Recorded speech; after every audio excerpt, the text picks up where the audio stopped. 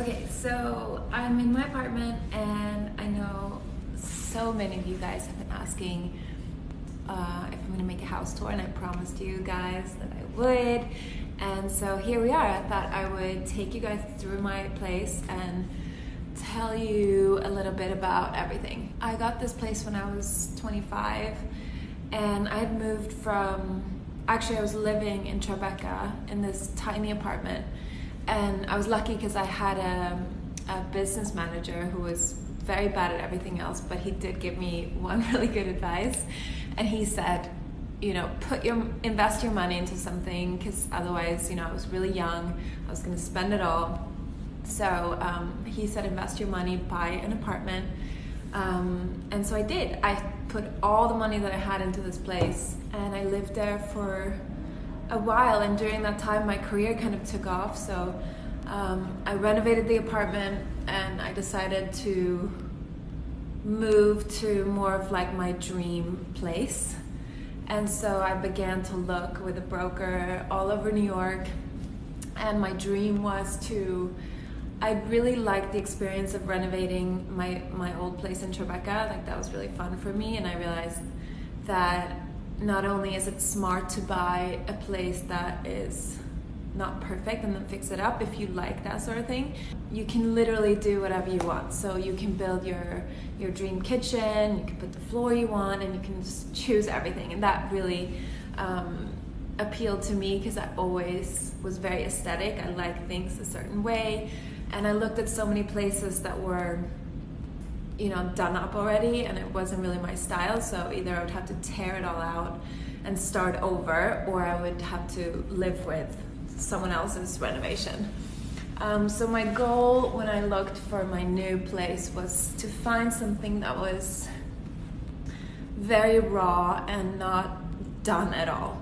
And my dream was like this sort of Soho loft with huge windows and like maybe like an old factory building.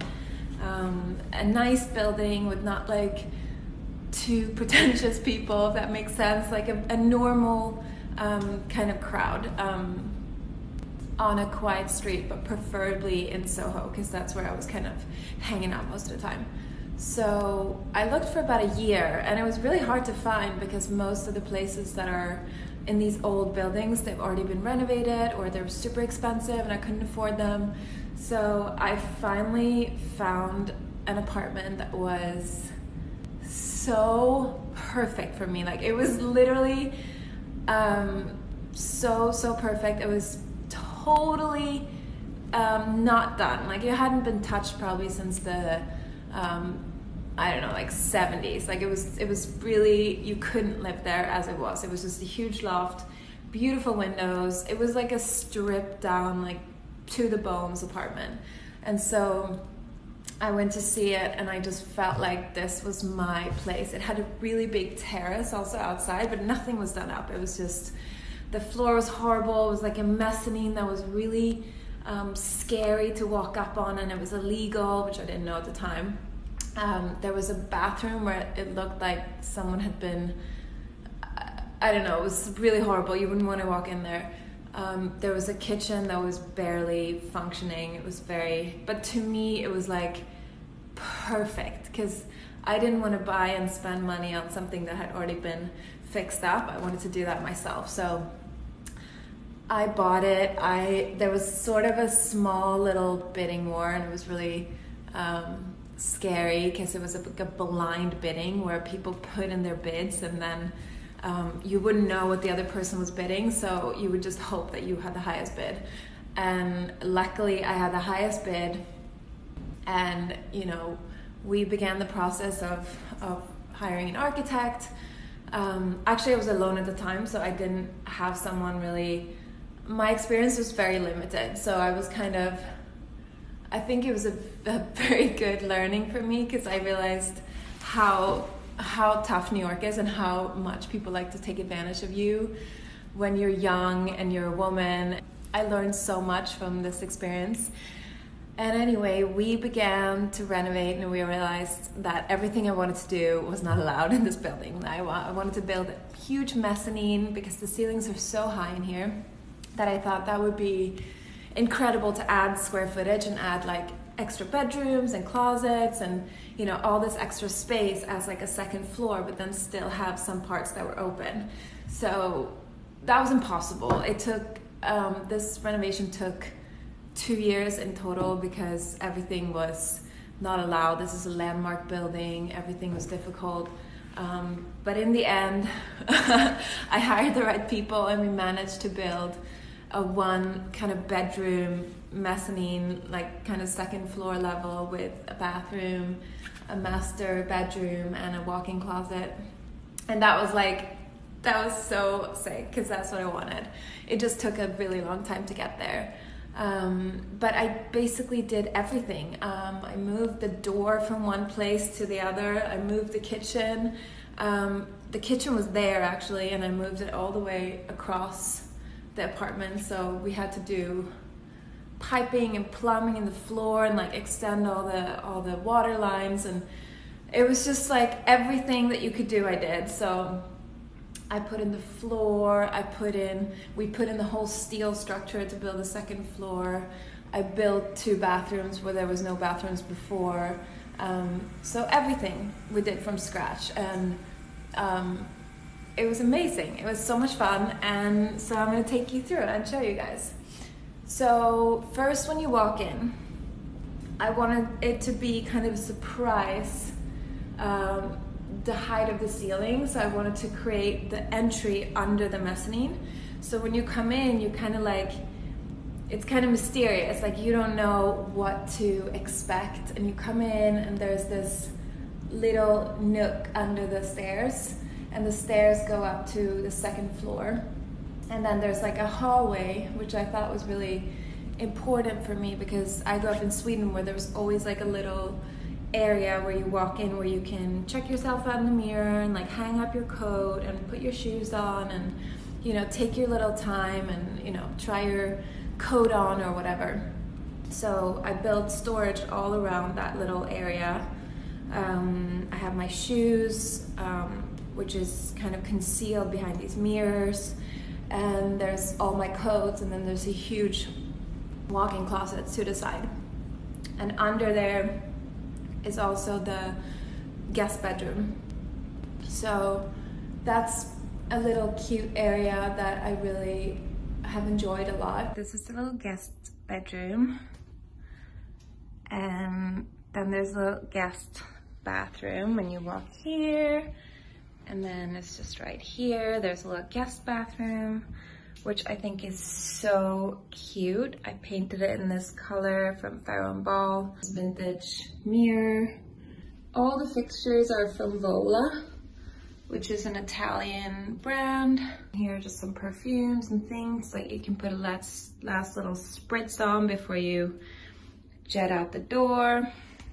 And then when you walk into the apartment, you come into the kitchen, and the kitchen, everything that I did in here was the millwork, and all the cabinets were custom made, and I wanted it to be very personal and feel just like me. So I picked this custom Farrow & Ball color on the cabinets, which was my dream shade of blue. And then we did this walnut, and I actually drew this kitchen how I wanted it, and my architect made it come alive. This is the marble backsplash and the island and the Vola fixtures again. And this is the fridge here, and this is the freezer. This is a custom Farrow & Ball color, and yeah. And I wanted to have a marble black backsplash that was very gray in color, so we've searched a long time to find this special gray backsplash, and I wanted the lines to go a certain way. So then I did the island and the kitchen island. I really love having a kitchen island. It was always my dream to have a big space and then a kitchen island in the middle, and you could be social and you could cook on it, and you could have people like sit on the other side and enjoy a conversation and have a drink or whatever, and I could be cooking and look out. So I did the sink like looking out to the apartment. And so then when you enter, there's this little area where you can have dinner or lunch or breakfast or whatever, and it's kind of the dining area. And since this apartment is one big space, except for upstairs, each area to feel like they were special and, you know, they had its own little vibe. So I bought this table and I got these green chairs and this rug, this Swedish rug, and then a little lamp over and some plants around and this little Max lamp chair that I'm obsessed with. And then I have some open shelving where we keep all the kind of colorful pottery and plates that we got in Japan and some Swedish glassware. There's this big white sofa, which before I used to have a pink sofa, but I changed it to this white one because it felt just right for the space, the way it curved, and also this brightness of the sofa. I built this huge bookcase because my boyfriend has a lot of books. I didn't know that at the time, but because when I moved in here, it was just me. But then we filled that with his books and I color coordinated it, which he hates, but I love it. And then up there is the master bedroom. Okay, so we're walking upstairs. So when you first come up here, there is my closet, which I'm not gonna show you right now, but this is when you walk into the closet. The other way, you have the master bedroom. So that's downstairs. Then you come up here, and this is like our favorite little room. The cats love this room because it's cozy. We have these candy cubes from Sabine and Marcelis, who I love. This plant that actually died because we were in LA for a month. Those are the other windows there to the, yep, so it opens, walk in, you have the bed here, and then when you turn this way, you have the master bathroom, which is, we have the bathtub here. I really love to take baths, so this was really important to me to have like a nice vintage tub. Then there's a shower here. So everything is this Italian marble that I found. Here I like to keep my products that I'm trying so I don't forget, and here are kind of the products that I use on a daily. So as for the furniture in this place, basically everything was sourced and collected by me, like from vintage dealers or designers that I've read about or know. So it was kind of a long process of like 2 years of collecting things that I like, and everything is unique, which is how I like it. I don't want my house to look like everybody else's house and have everything that everybody else has.